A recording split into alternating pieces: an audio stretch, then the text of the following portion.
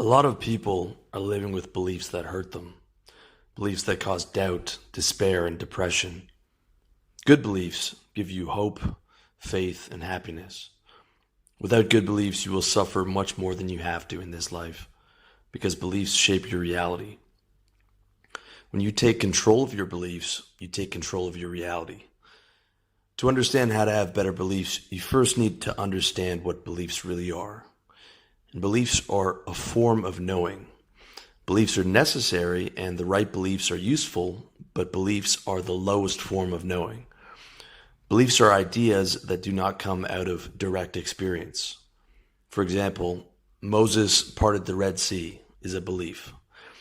That's a statement, but it's not from anyone's direct experience. It doesn't mean that it's not true. It just means that we can't be certain because we weren't alive to experience it.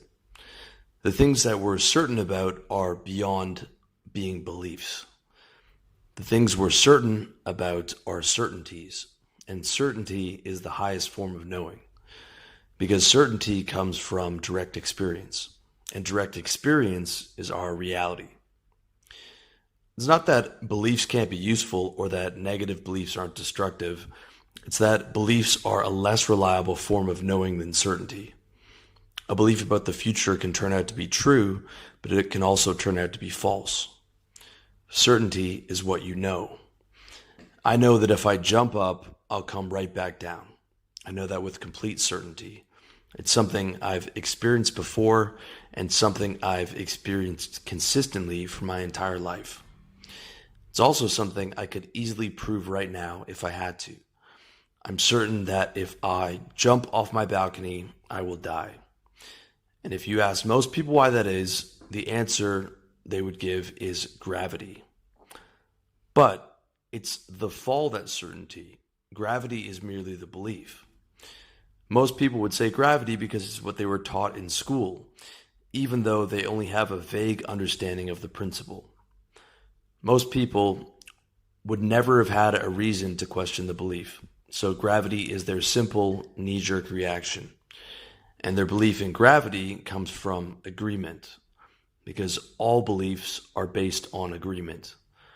The most widely held beliefs that seem to form an objective reality are based on nothing more than the agreement of the masses. Beliefs are bought and sold through agreement. Beliefs are defined as truth by agreement.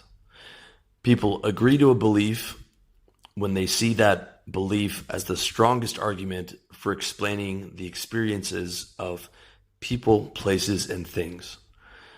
People agree to a belief by either selling themselves or being sold by someone else. And the bulk of most people's beliefs are sold to them by thought leaders, oftentimes from beyond the grave. Hundreds of years ago, Newton got agreement from the best and brightest minds of the time that gravity is the best explanation for why things that go up must come down. Gravity fits the criteria of a belief in that it describes the experience of people, places, and things. Gravity says that if a person or thing goes up, it must come down to a specific place on the planet. And for hundreds of years, gravity was an extremely useful mental map for describing and predicting experiences. But the belief of gravity is not reality. It's the experience of people, places, and things that's reality.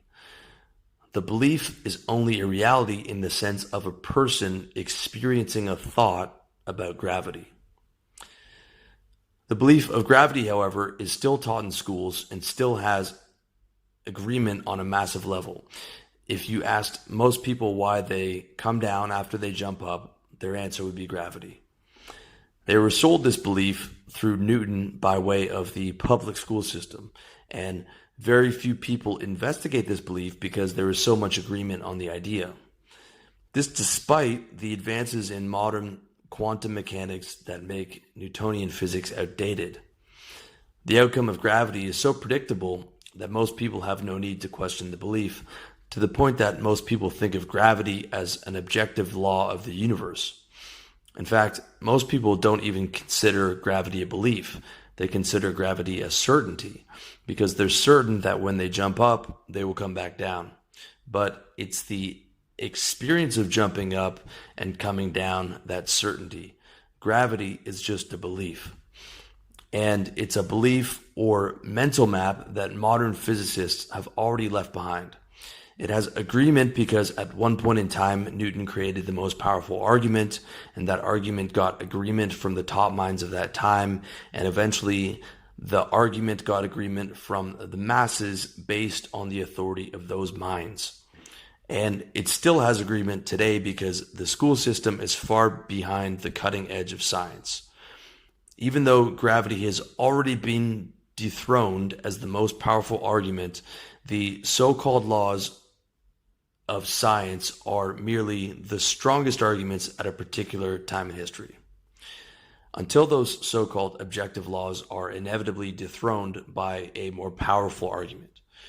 At one point in time, the best and brightest scientific minds believed the world was flat and the sun revolved around the earth. Don't make the mistake of thinking the same thing won't happen to the supposedly objective laws we're taught today 300 years from now. It's gotten to a point where even the leading quantum physicists have moved away from trying to create objective laws of reality and have accepted model agnosticism. The best and brightest scientific minds have left the idea of discovering objective laws behind and instead offer beliefs or theories like string theory, simulation theory, or the metaverse in an attempt to explain how the universe works.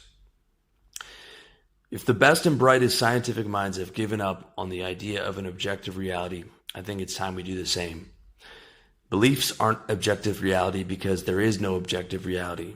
Your reality is subjective and based on your experience. No two people have the same belief systems, even identical twins, because no two people have the same experience of life. Even two lovers standing next to each other watching the sunset will be viewing the sunset from a slightly different angle, and they will have different thoughts and feelings related to watching the sun go down. If you're in severe pain, no one will be able to sell you an argument that your pain is not real. You will have total certainty that you're in pain because that pain is your experience. The world is made up of 6 billion people, and each person has different experiences, and therefore each of those 6 billion people is living in a different reality. That's not to say that our individual realities don't interact with each other.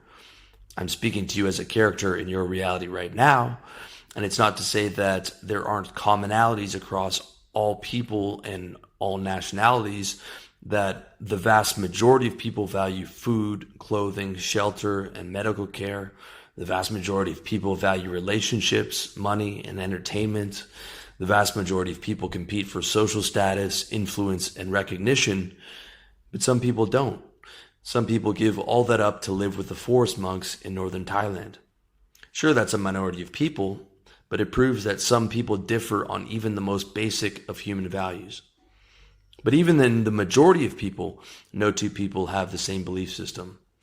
Some of those differences can be very small enough for people to believe in the illusion of a common objective reality. But there are also billions of people with massive, monumental differences in their belief systems, and therefore massive, monumental differences in their realities. There are 1 billion Muslims on the planet and 500 million atheists. Both groups are convinced that their beliefs are objective truths. Both groups have an entirely different reality because of their beliefs, to the point where some people in those groups are willing to go to war over those beliefs. You might even be listening to this right now thinking one of those beliefs is the objective truth. But the truth is that beauty is in the eye of the beholder. We are all playing different games in the great game of life. We each live in different reality tunnels and interact with each other and the world through these tunnels, in the same way that different characters interact in an MMO or massive multiplayer online video game.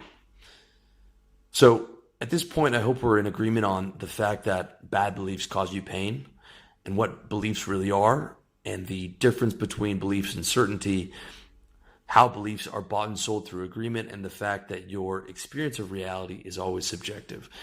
Having an understanding of these key concepts is crucial because they give you the basis to recreate your entire belief system to serve you. By serve you, I mean using your beliefs to create the most consistently positive states to experience every single day, with state being the combination of the thoughts, feelings, and sensations within your body. Your entire life is nothing but an experience of consistently changing states. Sometimes you're thinking positive thoughts, feeling joyful, and having healthy sensations signaled to you through your body. Other times your thoughts are negative, you're feeling angry, and the sensations from your body are ones of sickness. If you can truly understand the idea that your life is a subjective experience and that you're constantly shifting through states, the only logical conclusion is to make those states as positive as possible. And to extend that line of thinking even further, the most logical thing to do is to build your entire belief system around creating those states.